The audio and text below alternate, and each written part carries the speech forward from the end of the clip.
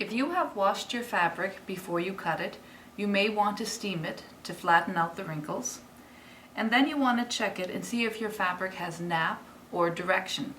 Does it matter if your pattern pieces go one way or if they go the other?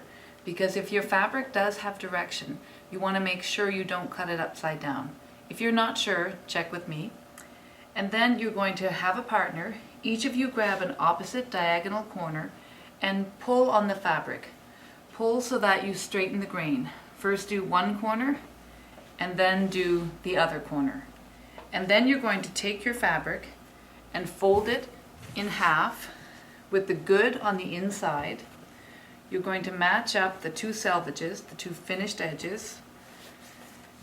And when you're all finished, if you each grab an end of it and give it a little shake or a pull, it'll help to get the wrinkles out. And now you're ready to put your pattern pieces on. So you should already have been fitted. And then remove the clip. Make sure you return the pattern with the clip in it. I'm going to cut out boxers, and if you were cutting out pants it would be the same thing, just longer. Take the pattern piece and you'll notice it has an arrow on it. That's a grain line. That grain line has to be parallel to either the fold or the selvage.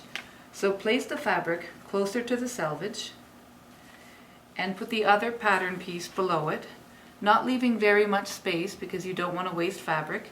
You'll only leave extra space if you're adding extra length if you haven't pre-washed your fabric.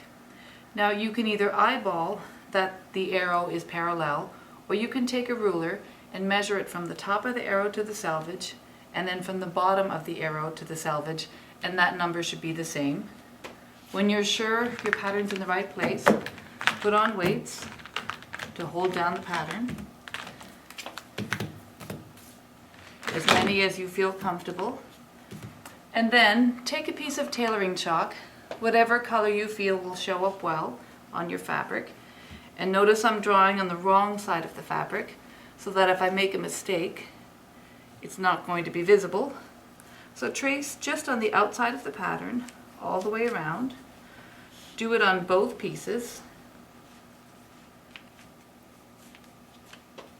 And tailoring chalk marks really well on most fabrics. You don't even have to press very hard. When you're finished, remove your pattern. The front, I'm going to mark a big F on the top so I always know it's a front.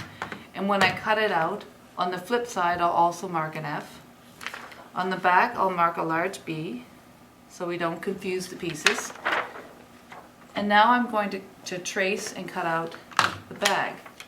So I'll take the strap and I'll lay it up on this edge close to the fold. Now the weights are wider than the strap itself, so the easiest way to do it is put the weights on one side and draw on the other,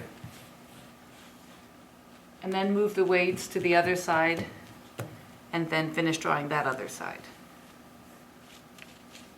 Now I don't think you'll need to label the strap. It's pretty evident that that is a strap. And now we can do the bag at the bottom. And always place the larger pieces closer to the selvage, not leaving very much space.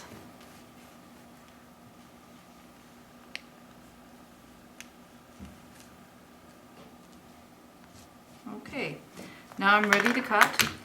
You can use whichever pair of scissors you feel comfortable with, your thumb in the small hole, your fingers in the bigger hole. And you're going to cut through both layers and cut right beside the line that you drew. Don't cut the line off that you drew. Cut through both layers.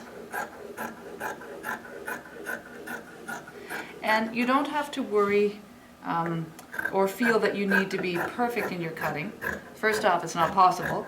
And second off, you're going to be serging all these pieces when you're finished. So the cutting doesn't have to be exact, but it should be accurate. So you'll have 4 pieces to cut. Again, you use either the black handle scissors or the silver. And when you're finished, you're going to take all your pieces and then they're going to be serged and then steamed.